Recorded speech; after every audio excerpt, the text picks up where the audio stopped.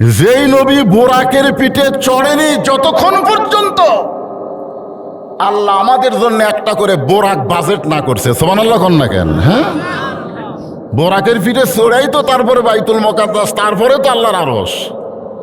সেই বোরাকের পিঠেই নবী চড়েনি। ফেরেশতা জিবরাইল বললেন, হুজুর চড়েন। আল্লাহ রাসূল বলে, জিবরাইল এই বোরাকে চললে লাভ কি? বলে, বোরাকে চড়া মাত্রই বোরাক আপনাকে আল্লাহর আরশে পৌঁছে দিবে। নবী আমার বোরাকের কাছে এসে কান্না শুরু করলেন। ফেরেশতা জিবরাইল বললেন, এ রাসূলুল্লাহ, এই বোরাক কি আপনার পছন্দ হয় নাই?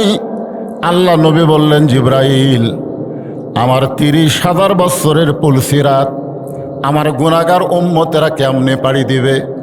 এমন করে একটা বোরাক যদি আল্লাহ আমার গুনাহগার উম্মতকে পুলসিরাতের কিনারায় দিত, বোরাকের পিঠে চড়ে পুলসিরাত পাড়ি দিত।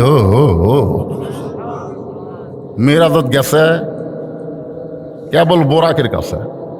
ফেরেশতা জিবরাইল বলে, ইয়া রাসূলুল্লাহ, কোন নবীর জন্য আল্লাহ যেই বোরাক তৈরি করে নাই, আর সেই বোরাক আপনি উম্মতের জন্য চাবেন, আমার মনে হয় এই চাওয়া বেশি হয়ে গেল। এই চাওয়া কি হলো? জিবরাইল মনে করছে যে বেশি হয়ে গেল। তখন নবী সঙ্গে সঙ্গে বোরাকের কাছ থেকে সরে গিয়ে বললেন, জিবরাইল, তোমার আল্লাহকে বলো ঠেকা আমার না, ঠেকা হলো তোমার আল্লাহ। সুবহানাল্লাহ কোন না কেন? তোমার আল্লাহকে বলো। নবী উম্মতের ব্যাপারে এমন সিরিয়াস, সরাসরি আল্লাহ বলতেছে না, জিবরাইলকে বলতেছে তোমার আল্লাহ বলো, তোমার আল্লাহ। আল্লাহ কি নবীর আল্লাহ না? কিন্তু রাগ করছে, যে রাগ করে বলতেছে তোমার আল্লাহকে বলো ঠেকা আমার না, ঠেকা হলো তোমার আল্লাহর। আমি আল্লাহর কাছে যাবার চাইনি, আল্লাহ আমাকে নেওয়ার জন্য বোরাক পাঠাইছে। ঠেকা আমার না, ঠেকা আল্লাহ। যতক্ষণ পর্যন্ত আমার গুনাহগার উম্মতের জন্য এমন করে একটা বোরাকের বাজেট না করবে, ততক্ষণ পর্যন্ত আমি নবী বোরাকের পিঠে চড়বই না। সঙ্গে সঙ্গে আল্লাহ ডাকদা বলে, জিবরাইল, আমি আমার নবীকে যেমন ভালোবাসি, আমার নবী তার উম্মতকে তার চাইতে বেশি ভালোবাসে। জোরে কান সুবহানাল্লাহ। এই ভালোবাসার কারণে নবীকে বলে দাও তার উম্মতের জন্য এমন করে একটা বোরাকের বাজেট করে দিয়ে দিলাম। তাহলে যেই নবী মেরাজে যাওয়ার আগে উম্মতের পুলসিরাত পাড়ি দেওয়ার কথা মনে করলো, আর সেই নবীকে আল্লাহ 50 ওয়াক্ত নামাজ দিল, নবী কিছুই করলো না। কি আজ থেকে দরুদ ইব্রাহিম বাদ দেবেন? হ্যাঁ, হয় মোহাম্মদ কবেন, না হয় নামাজের দরুদ কবেন, অসুবিধা আছে? হ্যাঁ, আগে আমাকে নবীর নাম লিখতে আহমদ সাল্লি আলা মোহাম্মদ, সেটা বাদ দেয় দরুদ ইব্রাহিম। এ কে শিখেছে আপনারা? করো। কোনো আলেম যদি থাকে, কোনো হাদিসে কোনো কিতাব ব্যাপার করুক, দরুদ ইব্রাহিম কোনো জায়গায় লেখা আছে, আজ থেকে আমার ওয়াজ বাদ, আজ থেকে ওয়াজ বাদ। নবীর শান দেখবেন, ওরা ফান আলাকা যিকরাত, আয়াতের তাফসীর পড়বেন। আল্লাহ নিজেই বলেছেন, আমার পরে আমার নবীর উপরে দুনিয়া তার কেউ নাই, কেউ নাই। আমরা সেই নবীর প্রতি দরুদ শরীফ পড়ছি। পড়ার সময় মুখ বন্ধ রাখবেন না ভাই। একটা হাদিসে কুদুসি আছে, এই হাদিসটা পড়ার পরে আমি আশ্চর্য হয়ে যাই। ইন্নী লাকীতু জিবরিল ফাবাশশারানী ফাকালা কানা আল্লাহু তাআলা মান সাল্লা আলাইহি সাল্লাইতু ওয়া মান সাল্লামা আলাইহি সাল্লামতু ফাসাজাদতু লিল্লাহি শুকরান। রাওয়াহুল বাইহাকি, হাদিসে কুদুসি। জোরে কান সুবহানাল্লাহ। আচ্ছা, হাদিসে কুদুসি বোঝেন আপনারা? এই বক্তার মুখের দিকে তাকে দেখবেন। এই মাথা হেলে আছেন কি জন্যে? বেশিক্ষণ ওয়াজ করবো না, অসুস্থ মানুষ, একটু কালো মানুষ, অসুবিধা কি? তাকা থাকেন। চেহারার মধ্যে, তাকানোর মধ্যে তাওয়াজ্জু থাকে, কথাটা বুঝতে সুবিধা হয়। ভাইজান, সগীরা গুনাহ আল্লাহ মাফ করে। বক্তা পাপী হোক, বক্তা যদিও পাপী হয়, আপনি যদি নায়েবে রাসূল মনে করে বিশ্বাস করে তাকায় থাকেন, সওয়াব আছে না নাই? জোরে কান আছে না নাই? হ্যাঁ, এই জন্য নিচের দিকে তাকায় থাকলে একটু কথা বলতে সমস্যা। তো যাই হোক, যেটা বলতেছি একটু খেয়াল করেন, এটা হাদিসে কুদসি, বোঝেন আপনারা? আজকে শুনে নেন, হাদিস 4 প্রকার। যেরকম কয় প্রকার? 4 প্রকার। একটা হলো হাদিসে কওলি, একটা হাদিসে ফেলি, একটা হলো হাদিসে তাকরিরি, আর একটা হলো হাদিসে কুদসি। হাদিসে কওলি মানে সরাসরি নবী যে কথা বলেছেন, এটা হলো হাদিসে কওলি। হাদিসে ফেলি, নবী করেছেন, আমল করেছেন, এটা হলো হাদিসে ফেলি। হাদিসে তাকরিরি হলো সাহাবীরা আমল করেছেন, নবী সমর্থন করেছেন, এটা হলো হাদিসে তাকরিরি। আমার কথা কি বুঝলেন? আর হাদিসে কুদসি হলো সরাসরি আল্লাহ বলেছেন, কিন্তু নবীর জবান দিয়ে প্রকাশ পেয়েছে, বলেন সুবহানাল্লাহ। এটা হলো হাদিসে কুদসি। তা আমি একটা হাদিসে কুদসি আপনাদেরকে শোনাচ্ছি। হাসরের ময়দানে নেকি আর পাপ ওজন করার পরে নেকির চাইতে পাপ বেশি হওয়ার কারণে নবীর একজন উম্মতকে আল্লাহ তাআলা জাহান্নামের ফতোয়া দিবেন। কিসের ফতোয়া? জাহান্নামের ফতোয়া। ফতোয়া তো দিবেনই, কারণ নেকির চাইতে পাপ যে বেশি হচ্ছেন, কি করবে? জাহান্নামের ফেরেশতারা ধাক্কায় ধাক্কায় যখন জাহান্নামের দিকে নিয়ে যাবেন, এমন সময় আল্লাহর নবী মানে আমাদের নবী ওই গুনাহগার উম্মতের সামনে 2খানা হাত বাড়িয়ে দাঁড়িয়ে যাবে। এখন আপনারা বলেন, আল্লাহ নবী যদি 2 হাত বাড়িয়ে দাঁড়িয়ে যায়, জাহান্নামের ফেরেশতার ক্ষমতা আছে যে নবী সরে দিয়ে তার উম্মতকে জাহান্নামে নিয়ে যাবে? এই ক্ষমতা আছে? তো ফেরেশতারা থমকে যাবে। ফেরেশতারা বলবে, আপনি কে? আল্লাহ নেকির পাপ ওজন করার পরে নেকির চাইতে পাপ বেশি হওয়ার কারণে আল্লাহ জাহান্নামে রায় দিয়েছে, আপনি সামনে দাঁড়ায় কে? আল্লাহ নবী কিছুই বলবেন না। নবী যখন কিছুই বলবেন না, এমন সময় আল্লাহ বলবেন, জিবরাইল যাও যাও, নবীকে সালাম দাও। ফেরেশতা জিবরাইল এসে হাসরের ময়দানে আল্লাহর নবীকে সালাম দেবেন, আসসালামু আলাইকা ইয়া রাসূলুল্লাহ। নবী সালামের উত্তর দিবেন না। ফেরেশতা জিবরাইল আবার সালাম দিবেন, আসসালামু আলাইকা ইয়া রাসূলুল্লাহ। নবী সালামের উত্তর দিবেন না। ফেরেশতা জিবরাইল আবার যখন সালাম দিবার যাবেন, সঙ্গে সঙ্গে নবী রাগ করে বলবেন, এই জিবরাইল, খালি সালাম দাও, সালাম দাও, শুদ্ধ করে সালাম দাও। জিবরাইল থরথর করে কম্পন শুরু করবে, ইয়া রাসূলুল্লাহ, দুনিয়ার জীবনে আপনাকে 24,000 বার সালাম দিয়েছি, ধরে কোন কতবার? আপনি কোনোদিনও সালামের ভুল ধরলেন না। আজকে কি হলো? হাসরের ময়দানে আল্লাহ রাসূল বলে, জিবরাইল, সালাম দেওয়া শেখা লাগবে। সালাম দেওয়া, এটা সালাম কি বাংলা না আরবি? এই ধরে কোন আরবি না বাংলা? আরবিতে 1 বচন, 2 বচন, বহু বচন আছে। আরবিতে 1 বচন হচ্ছে কা, আসসালামু আলাইকা 1 বচন, আসসালামু আলাইকুমা 2 বচন, আসসালামু আলাইকুম বহু বচন। তুমি যে বলতেছো আসসালামু আলাইকা, শুধু আমাকে সালাম দিচ্ছে, কিন্তু আমার গুনাহগার উম্মতকে যে জাহান্নামের ফেরেশতারা জাহান্নামে নিয়ে যাচ্ছে, এক বাদ দিচ্ছে কেন? ফেরেশতা জিবরাইল বলতেছে, আল্লাহ ইয়া রাসূলুল্লাহ, 1 সালাম দিয়ে তো লাভ নাই, কারণ এর নেকির চাইতে পাপ বেশি হয়ে গেছে। আল্লাহ জাহান্নামের ফতোয়া দিছে, 1 সালাম দিয়ে লাভ কি? আল্লাহ নবী রাগ করে বললেন, জিবরাইল, নেকের পাপ ওজন করার সময় আল্লাহ আমাক বাদ দিয়ে ওজন করবার পারে। সালাম দেওয়ার সময় তুমি আমার গুনাহগার উম্মতকে বাদ দিয়া সালাম দিবার পারো, কিন্তু আমি নবী আমার গুনাহগার উম্মতকে বাদ দিবার পারি না। আমি নবী আমার গুনাহগার উম্মতকে বাদ দিবার পারি না, এই জন্য আমি সামনে দাঁড়াইছি। ফেরেশতা জিবরাইল বলে, ইয়া রাসূলুল্লাহ, তাহলে আপনি কি করবেন? আল্লাহ রাসূল বলে, আমি আল্লাহর আদালতে আপিল করলাম। সুবহানাল্লাহ, কোন না কেন? আমার গুনাহগার উম্মতের ব্যাপারে আমি আল্লাহর আদালতে আপিল করলাম। আল্লাহ হাকিম হয়ে আমার গুনাহগার উম্মতকে আসামি বানায় বিচার করলো, আমি উকিল সেখানে থাকলাম না। এই বিচার আল্লাহ করতে পারে, কিন্তু আমি নবী এই বিচার মানি না। সুবহানাল্লাহ, কত বসা লাগতেছে। ফেরেশতা জিবরাইল চিন্তা করছে আজ কি যে হবে। আল্লাহ বলে, জিবরাইল আমার বন্ধুকে বলো তার উম্মতের ব্যাপারে আমি আফিলকে কবুল করলাম, গ্রহণ করে নিলাম। আল্লাহ নবী নিয়ে যাবেন মিজানের কাছে। নেকির পাপ ওজন করার পরে নেকির চাইতে পাপ বেশি, নেকির চাইতে পাপ বেশি হওয়ার কারণে আল্লাহ বলে, হাবিব দেখেন তো এখন কি করবেন।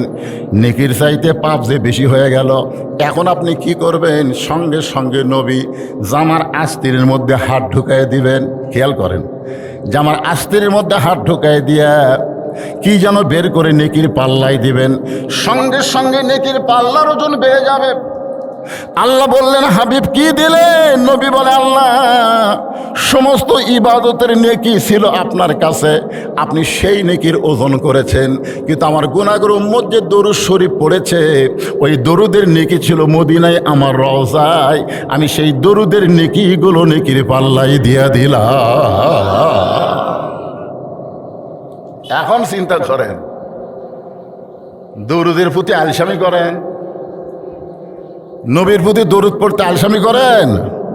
যখনই নবীর নাম উচ্চারণ হবে, জবান খুলে সংক্ষিপ্ত একটা দরুদ আপনার পড়বেন, সাল্লাল্লাহু আলাইহি ওয়াসাল্লাম।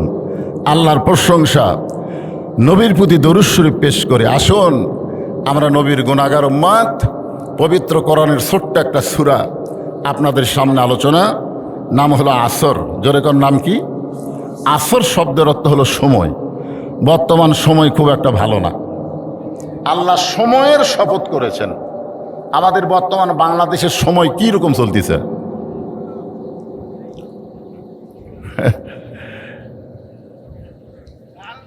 তেল আছে, তেল আছে, এখন আর পাম্পে খুব একটা ভিড় নাই। আজকে আমি তো একেবারে আসার সময় দেখলাম না, নাই।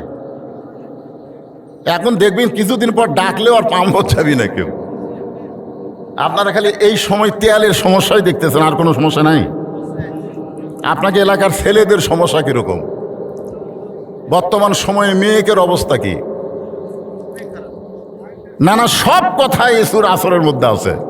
একটু ধৈর্য নিয়ে একটু কথাগুলো শুনতে হবে। আল্লাহ সময়ের শপথ করলেন। সময় অত্যন্ত গুরুত্বপূর্ণ একটা বিষয়, এটা আমি বুঝতেছি, আমার ভাইও বুঝতেছে।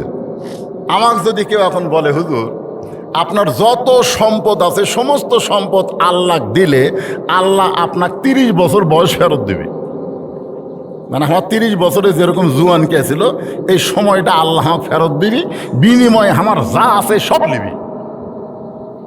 এই কথা বলা মাত্র আমি 1 মিনিট দেরি করবো না, আমি দেরি করবো না। হায় হায় হায় হায়, আমার 30 বছরের ওই সময় আবার ফেরত দিবি। আপনারা যারা জোয়ান আছেন তারা গুরুত্বই দিচ্ছেন না। তারা মনে করতেছেন কি হনু রে, কি ছিল রে পাগলা।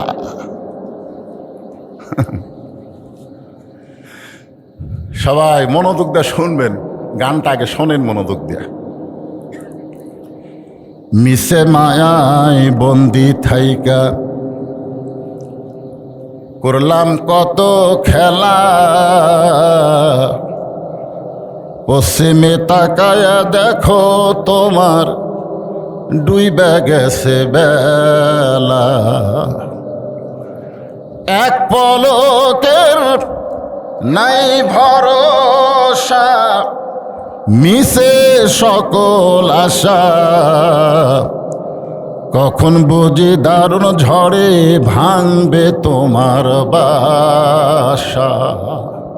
এই যে ভাই যে ওটা দৌড় মারতেছে, এই সময়ের গুরুত্বই দিল না।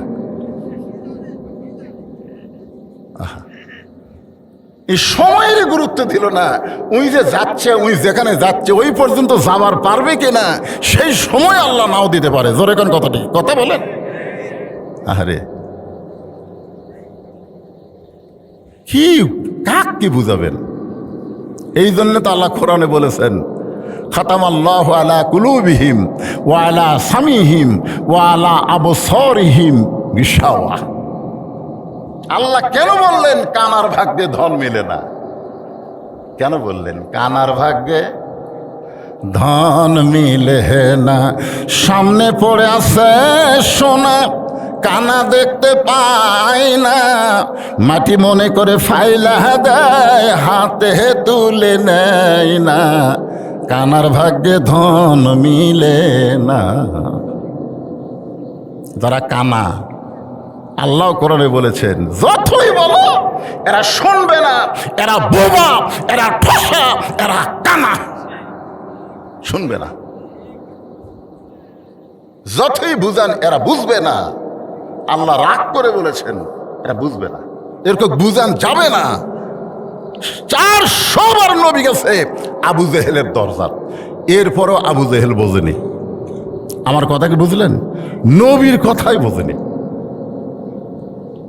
সময়ের উপরে কথা বলছি যে তারপরও শরীর লটপট করবি কেন? পেশাব লাগলেও পেশাব বন্ধ করে দিবেন, পেশাব বন্ধ করে দিবেন। আপনি কি মনে করতেছেন আপনার কাছে পেশাব করা আগে?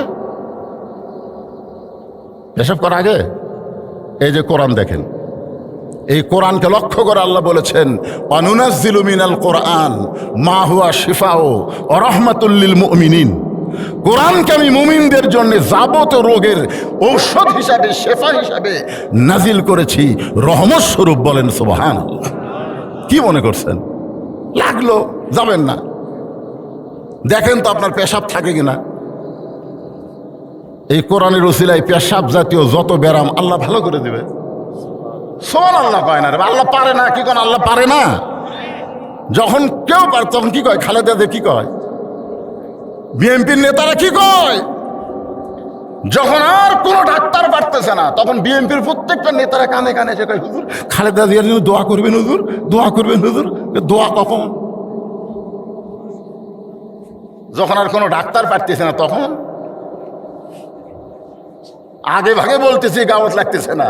এই কোরআনের পিছনে আপনি ঘোরা লাগবে, তখন কোরআন আর আপনার পাত্তা দিবে না। জোরে কোন কথা ঠিক, আর পাত্তা দিবে না। সারা জীবন বাঁচতে কোরআনের শত্রুতা করছে, মরার পরে কয় হুজুর আমার বাপ মরে গেছে, 3 খতম পড়েন, 3 খতম পড়ে দেন হুজুর। হুজুর 3 খতম পড়ে দোয়া করতেছে রব্বানা যালামনা, আল্লাহ কয় কবুল হবি না। ওই শালা বাঁচতে কোরআনের শত্রুরা ছিল, মরে গেল ওর জন্য কোরআন খতম দিলাম কি? আজকে সূরা আসরের তাফসীর করা হচ্ছে আর আপনি লাফ দিয়ে উঠতেছেন। তার মানে আপনি সময়ের দাম দিবেন না। যে সময়টা বর্তমান আপনি পেয়েছেন, জান্নাতের বাগানে আল্লাহ আপনাকে বসার তৌফিক দিয়েছে, এই সময়ের একটু গুরুত্ব দেন। আল্লাহ সময়ের শপথ করে বললেন সময় অত্যন্ত গুরুত্বপূর্ণ।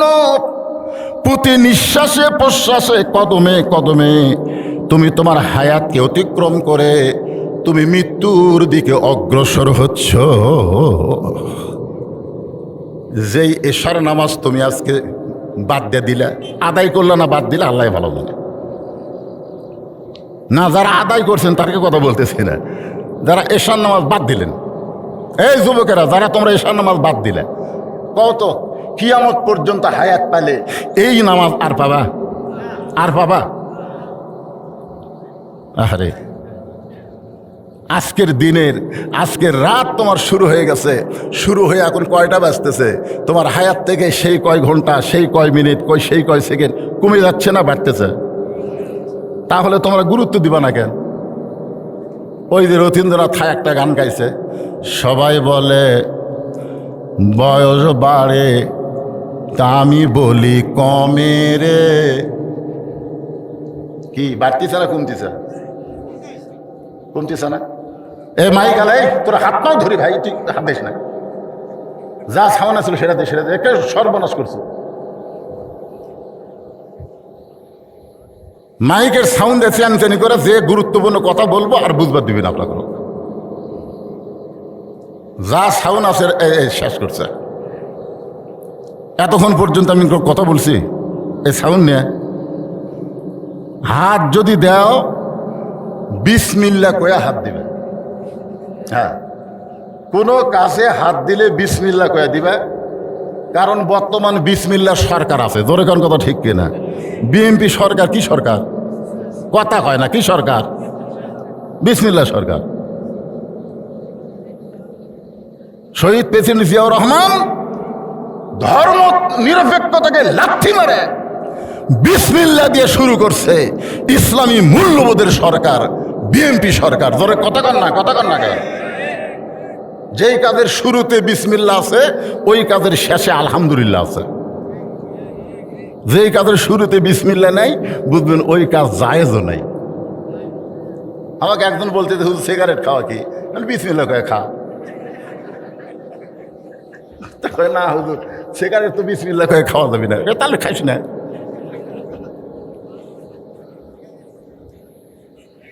আমার কথা কি বুঝলেন? যেইটার পূর্বে বিসমিল্লাহ বলা যায় না বুঝবেন ওইটা খাওয়া হারাম। এখন আপনারা কার কার পূর্বে বিসমিল্লাহ কোয়া পারতেছেন না সেটা আপনারাই চিন্তা করেন।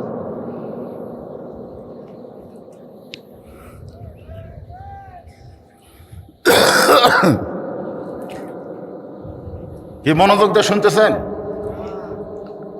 এই ছেলে পেলে আশেপাশে যা আছো তোমরা সব ভিতরে আসো, আজকে তোমাকে রোয়াজ হবে। কারণ আমরা বুড়া মানুষ তেমনি ভালো হমরে, আমাকে খারাপ হওয়ার কোনো শক্তিই নাই। যখন হবে চামড়া ঢিল আল্লাহর সাথে দিবি মিল, আর যখন থাকবি চামড়া টাইট আল্লাহর সাথে করবি ফাইট। ধরে এখন কথা ঠিক কিনা? তাই যুবকগুলো যারা আসো ময়নারা, ফ্রি ফায়ার পাবজি খেলো, তোমরা সবাই আজকে আসে মাহফিলে বসো। সূরা আসরের 4টা বিষয় আজকে তোমাদের সামনে আলোচনা হবে। আল্লাহ তাআলা বললেন ইন্নাল ইনসানা লাফি খুসর। ইন্না মানে নিশ্চয়, ইনসান মানে মানুষ, লাফি মানে ভিতরে, খুসরুন মানে ক্ষতি। নিশ্চয় মানুষগুলো ক্ষতির ভিতরে। অথচ মানুষকে আল্লাহ তাআলা আদর করে তৈরি করেছে। জোরে কোন সুবহানাল্লাহ। সবাই আমার সঙ্গে বলেন, যারা পারেন তারা বলেন, না পারলে শোনেন। আদর করে মানুষ আল্লাহ বানায়া কেমনে দিবেন ক্ষতির মধ্যে ফেলিয়া। আপনারা বলেন তো সেজদার মালিককে আরো জোরে। সে আল্লাহ কি বলেছেন?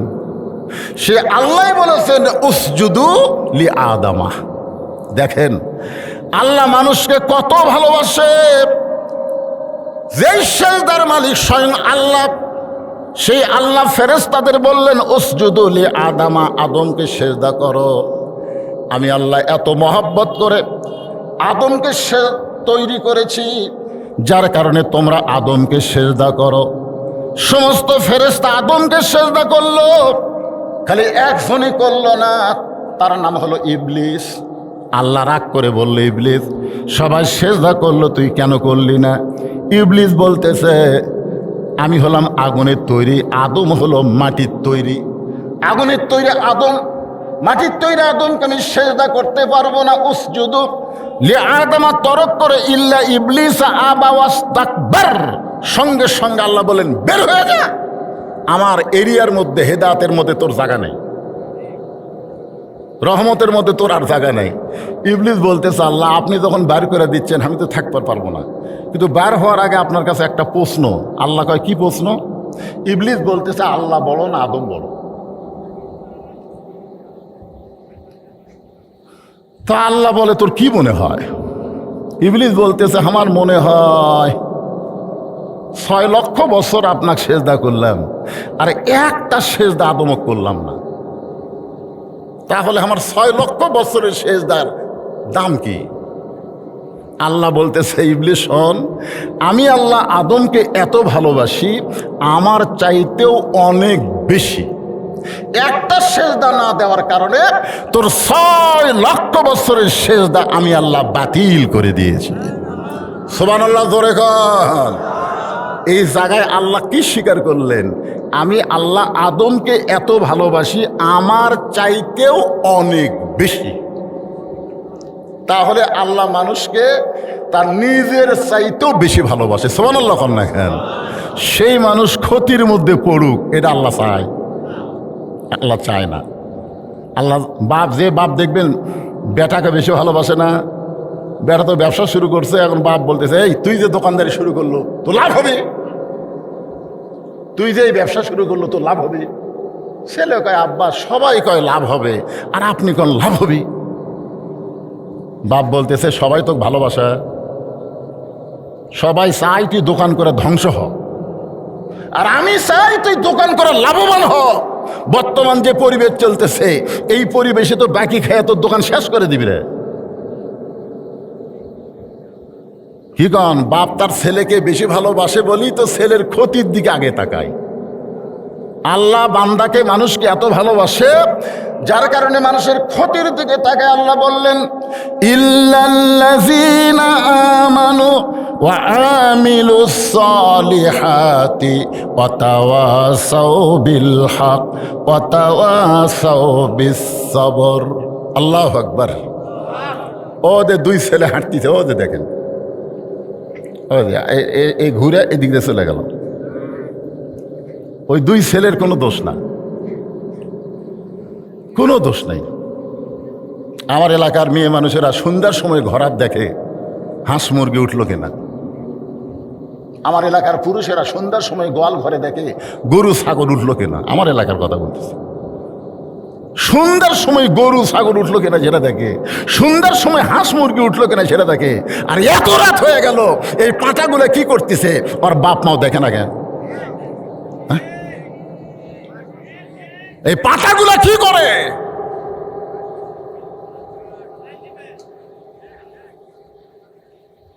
হাঁস মুরগির দাম বুঝলে তুমি, গরু ছাগলের দাম বুঝলে, অথচ তোমার জন্ম দেওয়া সন্তানের তুমি গুরুত্ব দিলে না। প্রত্যেকটা বাবার উচিত হলো সন্ধ্যার সময় তার ছেলে মেয়ে বাড়িতে আছে কিনা খোঁজ করা। 9টা পর্যন্ত ছেলে নাই, মোবাইল করতেছে, বাবু বাবু তুমি কোথায়, বাবু বাবু বলছে যেখানে থাকি না কেন। এমন ধমক মারছে, বাবা ভয় আর মোবাইলই করে না। এই পাঁটাগুলো এই ঠিক মতো বাপ মাও খেয়াল করে নাই, যার কারণে কোরআনের মাহফিল বাদ দিয়ে বাইরে ঘুরতেছে।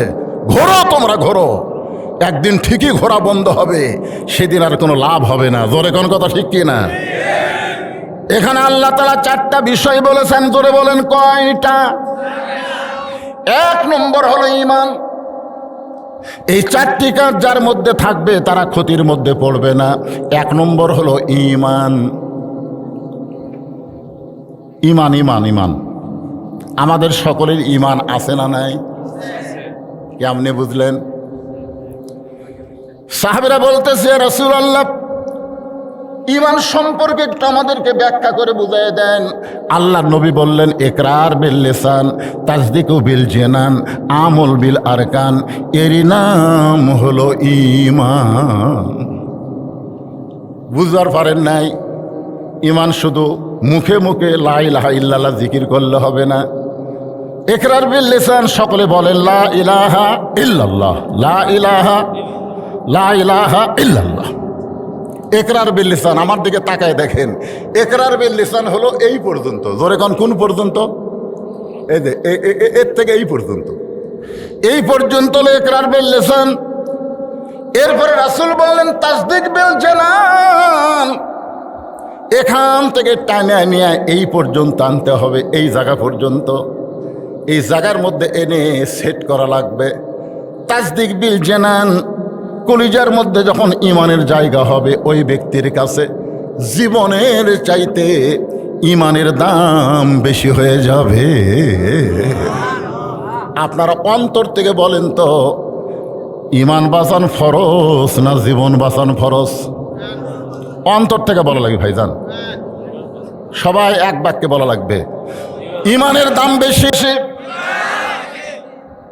মাশাআল্লাহ, ঈমানের দাম যার কাছে বেশি হবে সে কোনোদিন বাতিলের সঙ্গে আপোষ করবে না। ঈমানের দাম যার বেশি হবে, দরকার হলে হকের পক্ষে জীবন দিবে, কিন্তু বাতিলের সঙ্গে আপোষ করবে না। সে কখনো বলবে না জীবন বাঁচান ফরজ, জীবন বাঁচান ফরজ।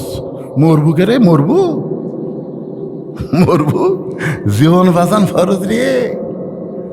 কি আপনারা বলেন, আপনি যতই চেষ্টা করেন, আপনি কি আপনার জীবন বাঁচাবার পারবেন? করেন তো চেষ্টা, দিয়ে কদ্দূর বন্ধ করে পারেন।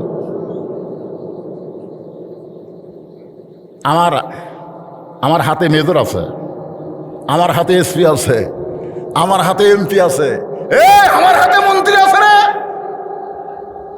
আরে পাগলা, তোর হাতে প্রধানমন্ত্রী থাকলেও তোর কিছুই করতে পারবে না যদি তোর সামনে মৃত্যু থাকে। জোরে কোন কথা ঠিক কি না? এই জন্যে খুবই খেয়াল করবেন, তাসদিক বিল জানান, কলিজার মধ্যে যখন ইমানের জায়গা হবে ওই ব্যক্তির ইমানটা এমন পর্যায়ে পৌঁছে যাবে কোনো কিছুর বিনিময়ে সে ইমান হারা হবে না। 3 নম্বরে বলা হচ্ছে আমল বিল আরকান, ইমান অনুযায়ী আমল করা লাগবে। আপনারা বলেন তো, ইমান অনুযায়ী যদি আমল করতে চান, যে আমল না করলে ইমান থাকবে না, সেই আমলের নাম কি? সবাই এক বাক্যে বলা লাগবে, যেই আমল না করলে ইমানই থাকবে না। আহা, এখন যারা নামাজ পড়ে না তার কি ইমানের খবর কি?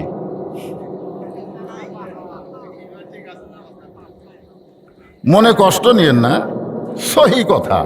লা সালাতা লা ইমানা, আল্লাহ রাসূল বলেছে যার নামাজ নাই তার ইমান নাই।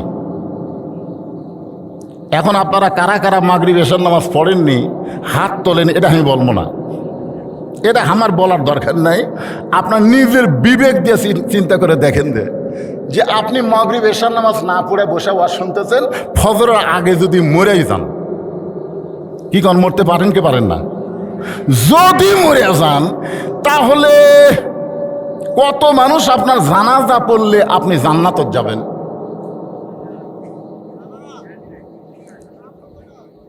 যদি কেউ মাগরিব এশার নামাজ না পড়ে ফজর আগে মারা যায়, গোটা বাংলাদেশের সমস্ত মুসলমান তার জানাজা পড়লেও সে জান্নাতে যাবে না। আর যদি ফজর এশার নামাজ পড়ে মারা যায়, যদি একটা মানুষও তার জানাজা নামাজ না পড়ে, এরপরও নামাজ আদায় করার কারণে আল্লাহ তাকে জান্নাত দিয়ে দিবে।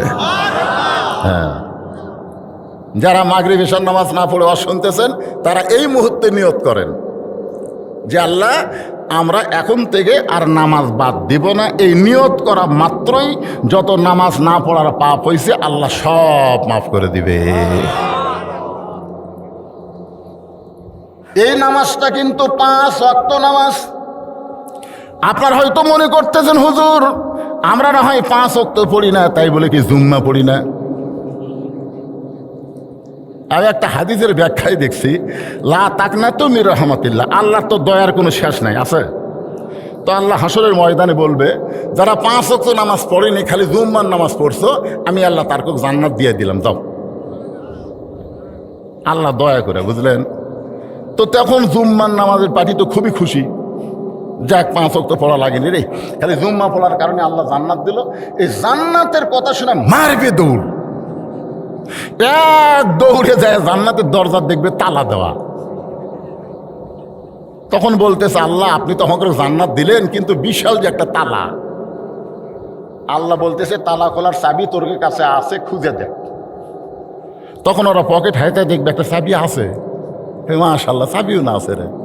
তো চাবি বের করে তালার মধ্যে ঢুকবি কিন্তু ঘুরবি না, ঢুকছে ঠিকই কিন্তু ঘোরে না। তখন কে আল্লাহ এই চাবিটা যে ঢুকলো কিন্তু ঘোরে না কেন? আল্লাহ তখন বলবে ওই তালার মধ্যে 5টা দাগ আছে রে, তোকে চাবির মধ্যেও 5টা দাগ থাকা লাগবে, দেখ তো দাগ আছে। তখন কে আল্লাহ আমাকে চাবির তো কোনো দাগ নেই। তখন আল্লাহ বলতেছে তাহলে জান্নাত দেখে ফেরত আয়। যারা শুধু জুম্মা পড়তেছেন 5 ওয়াক্ত পড়তেছেন না, তারা জান্নাত দেখতে পারবেন কিন্তু ঢুকতে পারবেন না। জান্নাতে ঢুকতে গেলে কয়টা দাগ লাগবে? জোরে কোন কয় দাগ? এই 5টা দাগ মানে 5 ওয়াক্ত নামাজ। আসসালাতু মিফতাহুল জান্নাত, নামাজ হচ্ছে বেহেশতের চাবি। এই বেহেশতের চাবি হলো 5 ওয়াক্ত নামাজ। পুরুষ মানুষের জন্যে যত আমল আল্লাহ দিয়েছেন তার 1 নম্বর নেক আমলের নাম হলো নামাজ। আমার সামনে যত পুরুষ মানুষ বসে আছেন, আল্লাহ পুরুষের জন্য যত নেক আমল দিয়েছে তার মধ্যে 1 নম্বর নেক আমল হলো নামাজ। কিন্তু আমার মা বোনেরা যারা পর্দার অন্তরালে বসে ওয়াজ শুনতেছেন, তাদের জন্য কিন্তু 1 নম্বর নেক আমল নামাজ না, নারীদের জন্য 1 নম্বর নেক আমলের নাম হলো পর্দা। ভালো করে শোনেন, আপনি যদি 5 ওয়াক্ত নামাজ পড়েন আর আপনার বউ যদি পর্দা না করে, তাহলে কিন্তু জান্নাতে যাওয়ার পারবেন না। তালা খুলবার জাতি বউ টান ধরবে, আমার ঠাকুরি যাচ্ছে। এই জন্য একটু গুরুত্ব দিয়ে শোনা লাগবে ভাইজান। তাহলে পুরুষ মানুষের জন্য 1 নম্বর নেক আমলের নাম কি? সবাই জোরে কর, নাম কি? আর নারীদের জন্য 1 নম্বর নেক আমলের নাম কি? আমার মায়েরা যারা পর্দার অন্তরে আছেন, আপনি যত ইবাদত করেন, আপনার যদি পর্দা না থাকে তাহলে আপনি কিন্তু জান্নাতে যাবার পারবেন না। নারীদের জন্য 1 নম্বর নেক আমল হলো পর্দা। আর এই পর্দাটা নারীরা করবে না পুরুষরা করাবে? স্বীকার করা লাগবে, কথার সাথে কথা স্বীকার করা লাগবে। নারীরা করবি না পুরুষরা করা লাগবে? হ্যাঁ, আল্লাহ কোরআনে অবশ্য বলেছেন, অকরনা ফি বুয়ুতিকুন্না ওয়ালা তাবাররাজনা তাবাররুজাল জাহিলিয়াতিল উলা। রে মেয়েরা, তোমরা ঘরের মধ্যে থাকো, তোমরা ঘরের বাহির হও না। কোনো প্রয়োজনে যদি ঘরের বাহির হও তাহলে হেজাব নিয়ে, পর্দা নিয়ে বের হওয়া লাগবে।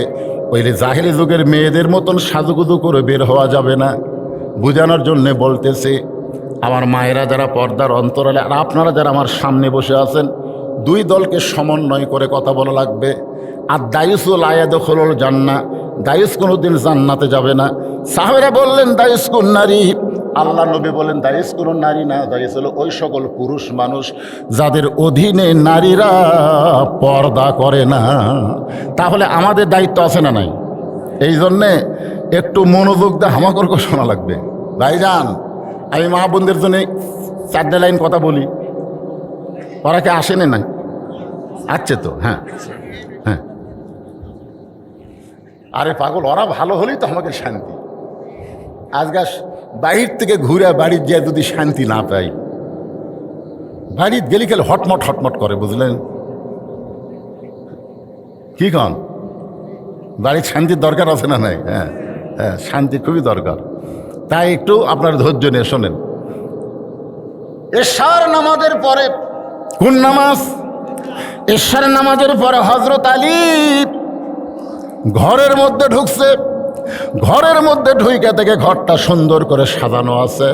হাসান হোসেনকে সুন্দর করে সাজাই দিয়া ফাতেমা সুন্দরী সাইদা গুইজা বসে আছে। আপনি বলেন তো, একটা পুরুষ মানুষ ঘরের মধ্যে ঢুইকে যদি দেখে ঘরও সুন্দর, সন্তান 2টাকে সুন্দর করে সাজায় দিয়া, ঘরটাও সুন্দর করে সাজায় গোছায় রাইখা বউটা সুন্দরী হয়ে বসে আছে, তাহলে পুরুষ মানুষের মন কেমন হবে? হযরত আলী বললেন আলহামদুলিল্লাহ, আল্লাহর শুকরিয়া। যেই মাত্র আদায় করেছেন, সঙ্গে সঙ্গে ফাতেমা 2টা বাচ্চাকে বুকের মধ্যে নিয়ে 2 জনের কানে কানে বলতেছে, বাবু তোমরা 2 ভাই একটু অন্য ঘরে যাও, তোমরা 2 ভাই একটু অন্য ঘরে যাও, তোমার বাবার সঙ্গে আমার গোপন কিছু গল্প আছে। 2 ভাইকে বুকের মধ্যে নিয়ে মা যখন বলতেছে তোমরা 2 ভাই একটু অন্য ঘরে যাও, তোমার বাবার সঙ্গে আমার গোপন কিছু গল্প আছে, হাসান হোসেন মুচকি মুচকি হেসে তখন ঘর থেকে বের হয়ে যায়। আপনারা বলেন তো, মা যখন বলল তোমার বাবার সঙ্গে আমার গোপন কিছু গল্প আছে, এরা 2 ভাই হাসতে হাসতে বের হয়ে গেল। কারণ কি? কারণ এরা 2 ভাই বোঝার বয়স হয়ে গেছে যে আমাদেরকে বের করে দিয়ে যখন বাবার সঙ্গে মা গোপন কিছু গল্প করবে, তার মানে কিছু একটা হবে।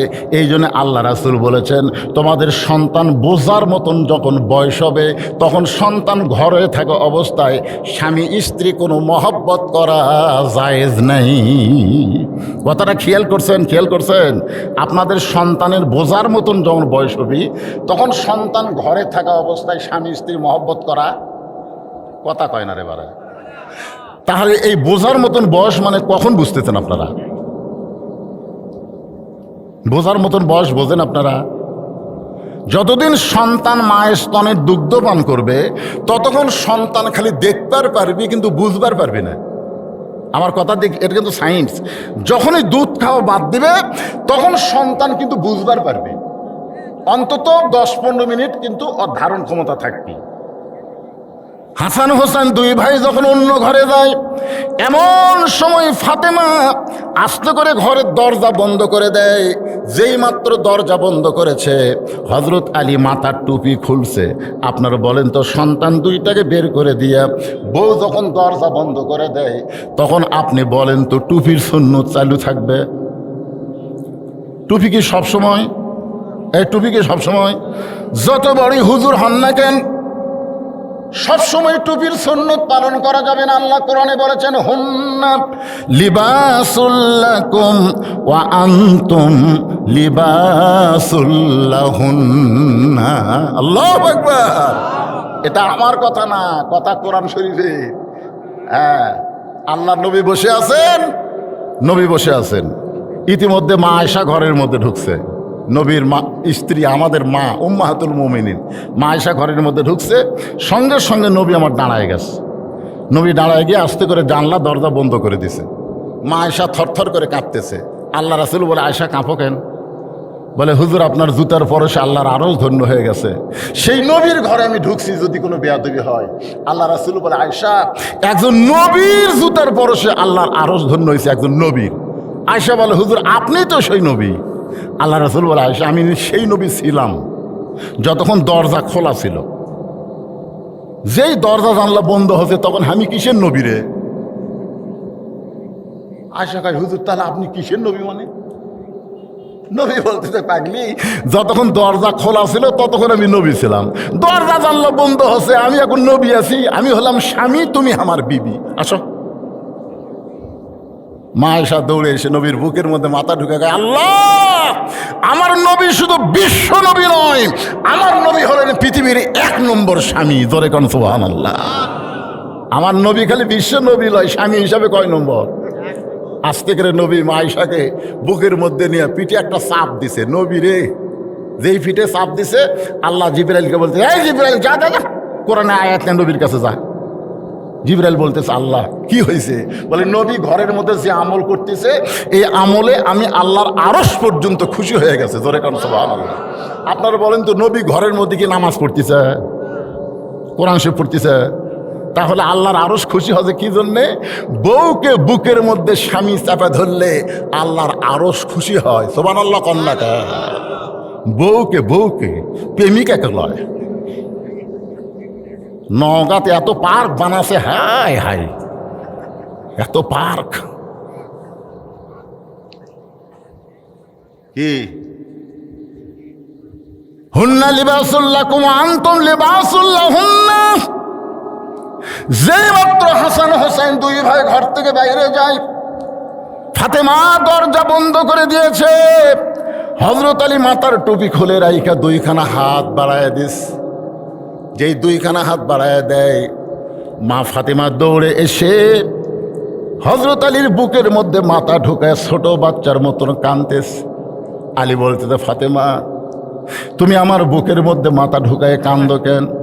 ফাতেমা বলতেছে, আর কোনোদিন হাসান হোসেনকে সাজাই দিবার পারবো না, আর কোনোদিন সুন্দর করে ঘর সাজাবার পারবো না, আর কোনোদিন সাইদা গুইদা আপনার সামনে দাঁড়াবার পারবো না। আলী বলতেছেন, ফাতেমা কেন পারবা না? ফাতেমা বলে, স্বামী গো, আজকে গভীর রাত্রে ফাতেমার মৃত্যু হবে। যেই মাত্র কইছে আজকে গভীর রাত্রে ফাতেমার মৃত্যু হবে, গাছের গোড়া কাটলে গাছটা যেমন ঠাস করে পড়ে যায়, হযরত আলী তেমনি পড়ে গেলেন ঘরের মাঝে। মা ফাতেমা আস্তে করে চোখের পানি মুছে, 2 হাতে চোখের পানি মুছে মুচকি মুচকি হেসে স্বামীর মাথাটা উরাতের উপরে নিয়ে কপালে একটা চুমা দিয়ে বলতে, স্বামী গো, এমন করে আপনি কাঁদবেন না, কারণ আমি বাবার মুখে শুনেছি গোটা পৃথিবীর ভিতরে আপনি হলেন সবচাইতে সৌভাগ্যবান। জোরে কান না সুবহানাল্লাহ। আমার বাবার মুখে শুনেছি। আপনারা বলেন তো, ফাতেমার বাবার নাম কি? জোরে কান, ফাতেমার বাবার নাম কি? বিশ্ব নবী যে নিজের থেকে একটা কথা বলে নাই, নবী সম্পর্কে আল্লাহ বলেছেন, মা ইয়ান্তিকু আনিল হাওয়া ইন হুয়া ইল্লা ওয়াহুই ইউহা। আল্লাহ নবী সম্পর্কে আল্লাহ বলেছে, আমার নবী যা বলেছেন আমি আল্লাহ যা বলাইছি তাই বলেছে। জোরে কারো সুবহানাল্লাহ। ফাতেমা বলতেছে আমি আমার বাবার মুখে শুনেছি গোটা পৃথিবীর মধ্যে আপনি হলেন দুই দিক দিয়ে সবচাইতে বড় ভাগ্যবান। এক নম্বর হলো আপনি হলেন আসাদুল্লাহিল গালিব, দুই নম্বর হলো আনা মাদিনাতুল ইলমে ওয়া আলিউ বাবুহা। বুঝতে পারেন না আপনারা? ফাতেমা বলতেছে আমার বাবার মুখে শুনেছি আপনি হলেন পৃথিবীর সবচাইতে বড় জ্ঞানী। সুবহানাল্লাহ কন্যা কেন? আল্লাহ নবী যখন মদিনার প্রেসিডেন্ট ছিল, মদিনার প্রেসিডেন্ট নবী ছিল না? হিজরত করার পরে নবী যখন মদিনার প্রেসিডেন্ট ছিল, ওই সময় নবীর শিক্ষামন্ত্রীর নাম কি জানি না? ওই সময় নবীর শিক্ষামন্ত্রীর নাম হলো হজরত আলী। হ্যাঁ হ্যাঁ, আচ্ছা, আল্লাহ নবী যখন মদিনার প্রেসিডেন্ট ছিল, ওই সময় সবচাইতে বড় বীরের নাম কি? বীর বীর রে বীর বীর আবু বকর সিদ্দিক। হায় হায় রে, এরা কিছুই জানে না। আসাদুল্লাহিল গালিব কার নাম? উমর হচ্ছে আইন মন্ত্রী, উমর হচ্ছে আইন মন্ত্রী, আবু বকর হচ্ছেন ধর্মমন্ত্রী, আর ওসমান গনি হচ্ছেন অর্থমন্ত্রী, আর হজরত আলী হলেন শিক্ষামন্ত্রী। আর সবচাইতে বড় বীর হচ্ছেন হজরত আলী, আসাদুল্লাহিল গালিব। জোরে কর সুবহানাল্লাহ। হ্যাঁ, ফাতেমা বলতেছে আমি আমার বাবার মুখে শুনেছি আপনি হলেন সবচাইতে বড় জ্ঞানী, সবচাইতে বড় বীর। তো বড় জ্ঞানী বড় বীর বইয়ের মরার খবর শুনে এভাবে পড়বি কেন? না না, এটা কি সাধারণ মানুষ? আপনি একটা বড় জ্ঞানী মানুষ, আপনি একটা বড় বীর মানুষ, তো বউ মরে যাবি আর এই কথা শীত ফেলা হয়ে পড়বি? তার মানে দেখেন, যাই রাত্রেবেলা মরবি, যাই গভীর রাত্রে মরবে, তাই স্বামী বুঝ দিচ্ছে, এলে বউ পাবেন। আমাদের ভাগ্যে এলে বউ আছে। এ মায়ের, এই পর্দার অন্তরে একটু মনোযোগ দিয়ে শোনেন। ফাতেমার চোখের পানি মুছে মুচকি মুচকি হেসে স্বামীর কপালে চুমা দিয়ে বলতেছেন আপনি বড় বীর বড় জ্ঞানী হয়ে বইয়ের মৃত্যুর খবর শুনে এমন ভাবে পড়ে গেলেন, আপনি কি জানেন না এই দুনিয়া থাকার জায়গা না, এখানে আসলে যাইতে হবে। সবাই আমার সঙ্গে বলেন, এখানে আসলে। যারা বলতেছেন না তারা থাকবেন। 6 তলা 7 তলা বানান, অসুবিধা কি? এমন ভাবে বানাবেন আজরাইল যেন খুদে না পায়। এই জন্য এই বাক্যটা জাত সাকারাতুল মাউত হক, মৃত্যু হিন্দুরাও বিশ্বাস করে, কাফেররাও বিশ্বাস করে, যারা আল্লাহ বিশ্বাস করে না তারাও মৃত্যু বিশ্বাস করে। জোরে কোন কথা ঠিক কিনা? এই জন্য এই সত্য কথাটা বলবেন ভাইজান। একসাথে দু হুজুর আবার কে উঠল রে? না, ওটা বসা কি ভালো না? এত করে বুঝালেও যদি আপনারা না বোঝেন, তো আমি তার বুঝানোর কোনো ক্যাপাসিটি পাচ্ছি না।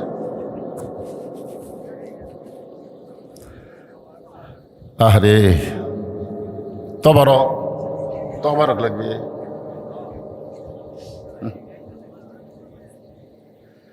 আল্লাহ, তবারকই আপনাদের কাছে দামি।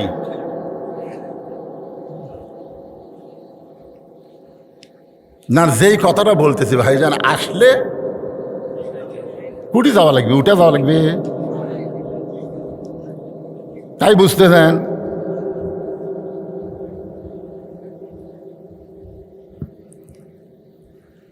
এক পলকের নাই ভরসা, উঠতেছেন, ওঠেন। এক পলকের নাই ভরসা, মিশে সকল আশা, কখন বুঝি দারুণ ঝড়ে ভাঙবে তোমার বাসা।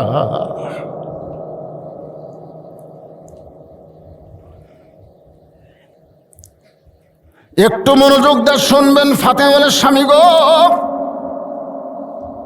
আমি মরে যাওয়ার পর আমার 3টা চাওয়া আপনাকে পুরা করা লাগবে। আমি যখন মরে যাব রাত্রেবেলায় মরে যাওয়ার পর আমার 3টা চাওয়া পুরা করা লাগবে। আলী কান্দার বলে, ফাতেমা, দুনিয়ার জীবনে গরিব ছিলাম বলে তুমি কিছুই চাইলা না,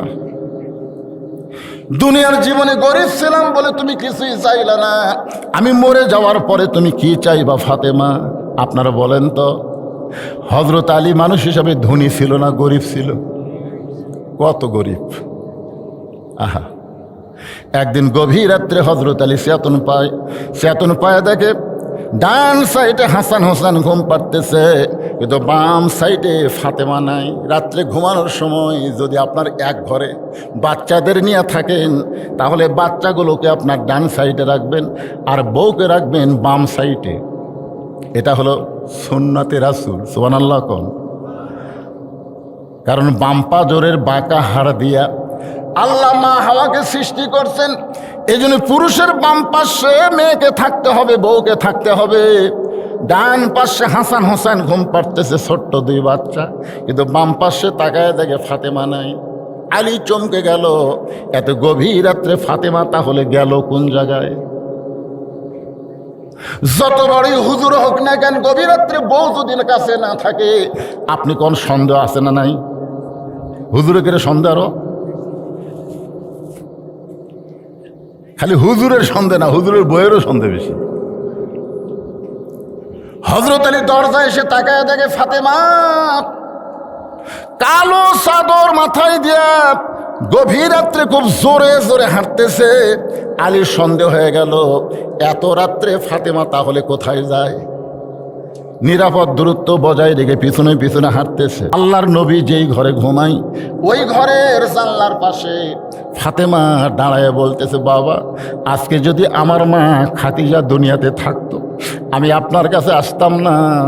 কারণ মেয়েরা বাবার কাছে সহজে আসে না, যখন মা না থাকে তখন বাধ্য হয়ে বাবার কাছে আসে। জোরে কোন ঠিক কি না? এই কথা শোনার সঙ্গে সঙ্গে নবী দরজা খুলে দেয়।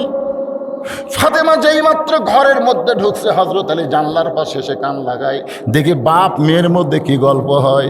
ফাতেমা ঘরের মধ্যে ঢুকি বলতেছে, বাবা, আপনি মেহেরবানি করে একটু বাতি জ্বালান, একটু বাতি জ্বালান। আল্লাহ রাসূল বলে, ফাতেমা কি বলবি বল, বাতি জ্বালান লাগবে না। ফাতেমা বলতেছে, বাবা, বহুদিন বলেছি কিন্তু কাম হয় না, আজকে বাতি না জ্বালাইলে আমি বলবো না, আজকে শুধু আপনাকে একটু এক নজর দেখাবার চাই। নবী যেই মাত্র বাতি জ্বালাইছে, সঙ্গে সঙ্গে ফাতেমা 2টা হাত নবীর দিকে বাড়ায় দেয়। নবী বাতির আলোতে তাকায় দেখে হাতের মধ্যে শুধু গোস্ত আছে, কিন্তু তালু চামড়া নাই। 2টা হাত গোস্তের টুকরার মতন দেখে নবী শুধু নবী না, নবী একজন বাবা হয়ে কেমনে সহ্য করে। ঘরের কোনায় গিয়া বলে, মাবুদ, দুনিয়ার কত ধনী ধনী যুবক আমার ফাতেমারে বিয়ে করতে চাইছিল, কিন্তু তুমি আল্লাহ গরিব আলীর সঙ্গে ঘটকারি করলা। এখন আমার মেয়ের হাতের অবস্থা দিকে আমি তার সহ্য করতে পারি না। সঙ্গে সঙ্গে মাথায় ঘোমটা দিয়ে ফাতেমা ঘর থেকে বাইরে যায়। রাসূল বলে, ফাতেমা রে, আমি তো তোর বিরুদ্ধে কিছুই বলিনি মা, তুই কেন ঘর থেকে বাইরে যাস? ফাতেমা বলতেছে, বাবা, আমি একটু সাহায্য পাওয়ার আশায় আপনার কাছে আইছিলাম, কিন্তু আপনি আমার স্বামীর বিরুদ্ধে আল্লাহর কাছে বলতেছেন। ও বাবা, আপনি বলেছেন আল্লাহর পরে কাউকে যদি সেজদা দেওয়ার হুকুম থাকতো, তাহলে স্বামীর পায়ে সেজদা করো। সেদিন থেকে আমার স্বামী যতই গরিব হোক না কেন বাবা, আল্লাহর পরে আমার স্বামীকে সবচাইতে বেশি ভালোবাসি। হযরত আলী এক দৌড়ে এসে হাসান হোসেনের পাশে ঘুমায়া যায়। আসলে ঘুমের ভান করে। এমন সময় ফাতেমা এসে যখন স্বামীর পাশে ঘুমায়, আলী জানে না ফাতেমার 2টা হাত গোস্তের মতন হয়ে গেছে। জাতা ঘুরাইতে ঘুরাইতে হাত 2টা গোস্তের মতো কোনোদিন স্বামীকে দেখায় নাই, বাবাকে দেখাবার গিয়েছিল। আলী বুকের মধ্যে নিয়ে বলে, ফাতেমা রে, দুনিয়ার জীবনে কোনোদিন কোনো কিছুই চাইলাম না, আজকে মৃত্যু রাত্রে তুমি কি চাইবা ফাতেমা? ফাতেমা বলে, স্বামী গো, আমি মরে যাওয়ার পর আমার 3টা চাওয়া আপনি পুরা করবেন। 1 নম্বর চাওয়া হলো রাতের অন্ধকারে আমাকে দাফন করবেন, আমি রাতের অন্ধকারে মৃত্যুবরণ করব। দিনের বেলায় আমার কবর দিবেন, আমার পর্দার খেলাফ হয়ে যাবে, এদিন রাতের বেলায় আমাকে দাফন করবেন। আমার 2 নম্বর চাওয়া হলো আমার কোনো জানাজার ব্যবস্থা করবেন না। ওগো স্বামী, আমার কোনো জানাজার ব্যবস্থা করবেন না। জানাজা করবেন ঠিক আছে, কিন্তু জানাজার কোনো ব্যবস্থা করবেন না। আমার 3 নম্বর চাওয়া হলো আমার লাশটা কিন্তু খাটনিতে তুলবেন না, কারণ ফাতেমার খাটনি কান্দে নেওয়ার 4 জন পুরুষ বর্তমানে দুনিয়াতে নাই। আমার বাবা যদি দুনিয়াতে থাকতো, মরা মেয়ের লাশের খাটনি কান্দে নিবার পারতো, কিন্তু আমার বাবা 6 মাস আগে দুনিয়া থেকে বিদায় হয়ে গেছে। আমার হাসান হোসেন এত ছোট, এরা মায়ের লাশের খাটনি কান্দে নিবার পারবে না। ওগো স্বামী, আমার দেহের ওজন খুব বেশি হবে না, আপনি শুধু কান্দে করে নিয়ে ওই জান্নাতুল বাকির পূর্ব কোণায় সবুজ রঙের একটা বাতি জ্বলবে, ওই বাতি বরাবর আমাকে দাফন করবে। আপনি যদি কবর খুঁড়তে কষ্ট হয়, আপনার একান্ত বন্ধু কেউ যদি থাকে দুনিয়ায়, তার একটু বলে দিবেন গোপনে ফাতেমার কবরটা যেন খনন করে দেয়। সবাই ঘুমায় আছে গভীর রাত্রে। আবু যর গিফারি জানলার কাছে, হযরত আলী ছোট বাচ্চার মতন কান্দে। আবু যর গিফারি বলে, আলী ভাই, জীবনে কোনো যুদ্ধে তোমাকে পরাজিত হতে দেখি নাই, আজকে গভীর রাত্রে আমার জানলার কাছে কেন কাঁদতেছ? আলী বলতেছে, আবু যর, একজন পর্দানিশী রাত্রে মৃত্যুবরণ করবে, এই রাতের বেলায় তাকে দাফন করা লাগবে, যা যা একটা কবর কর। আবু যর গিফারি বলে, আলী রে, কে পর্দানিশী মারা যাবে, তার নাম কি তোমার মুখস্থ নাই? বলে, আমার হাসান হোসাইন আজকে গভীর রাত্রে আবার মা হারাবে। গভীর রাত্রে আবু যর গিফারি কোদাল নিয়ে ওই জান্নাতুল বাকির পূর্ব কোণায় সবুজ রঙের বাতি, যেই বাতির কোনো তার নাই, যেই বাতির কোনো সুইচ নাই, বিনা তারে বিনা সুইচে আমার আল্লাহ তাআলা অটোমেটিক জ্বলায়া দিছে। আবু যর গিফারি লক্ষ্য করে দেখে গোলাকার হয়ে আলো পড়ে নাই, কবরের মতন চারকোনা হয়ে আলোক পড়েছে। ওই আলোকের মধ্যেই কোদাল দিয়ে কবর খুঁড়তে খুঁড়তে হঠাৎ আবেগে বলতেছে, কবর রে, তুই কি বলতে পারিস কবর? দিনের বেলা কবর না খুঁড়ে রাতের বেলা কেন খুঁড়তেছিস? কবর রে, আজকে তোর মধ্যে এমন একজন মহিয়সী নারীকে দাফন করা হবে যারা বাবা হলো আল্লাহর নবী। খবরদার কবর বেয়াদবি করিস না। আবার কোদাল দিয়ে কবর খুঁড়তে খুঁড়তে আবেগে বলে, কবর, তুই কি বলতে পারিস তোর মধ্যে কাকে দাফন করা হবে? এমন একজন মাকে দাফন করব যারা 2টা সন্তান জান্নাতি যুবকের সর্দার হবে। খবরদার কবর বেয়াদবি করিস না।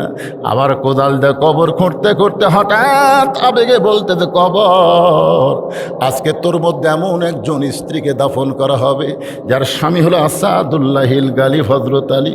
খবরদার কবর বেয়াদবি করিস না। এই কথা বলে আবার যখন কোদাল মারতেছে, হঠাৎ কবর থেকে আওয়াজ আসতেছে, আবু যর। এই কথা কিন্তু ফাতেমাকে লক্ষ্য করে বলতেছে না, কবরের আওয়াজ আছে আমাদের সবার জন্য। আবু যর, কাকে কবরের মধ্যে রাখতেছো?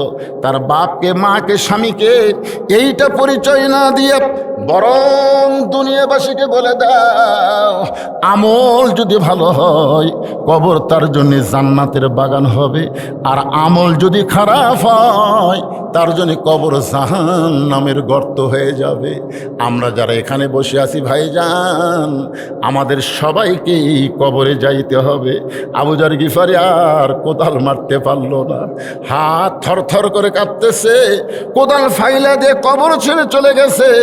যত মানুষ আমরা এখানে বসে আছি আমাদের সবাইকে লক্ষ্য করে বলা হচ্ছে, কিন্তু যেদিন ডাক পড়িবে কবর মাঝে যাইতে, জোগাড় কিছু করছো বন্ধু তার মাঝে বিছাইতে। সবাই বলেন এই গানটা গাইলে কি গুনাহ হবে? কিন্তু যেদিন বলেন, কিন্তু যেদিন ডাক পড়িবে কবর মাঝে যাইতে, জোগাড় কিছু করছো বন্ধু তার মাঝে বিছাইতে। ডানে কবর বামে কবর, বলেন ডানে কবর বামে কবর, নিচে কবর আছে যে, উপর দিকে ছায়া দেখো বাঁশের ছাউনি দিছে কে। যতই বাড়ি করেন গাড়ি করেন সব কিছু রাইখে কবরে যাইতে হবে।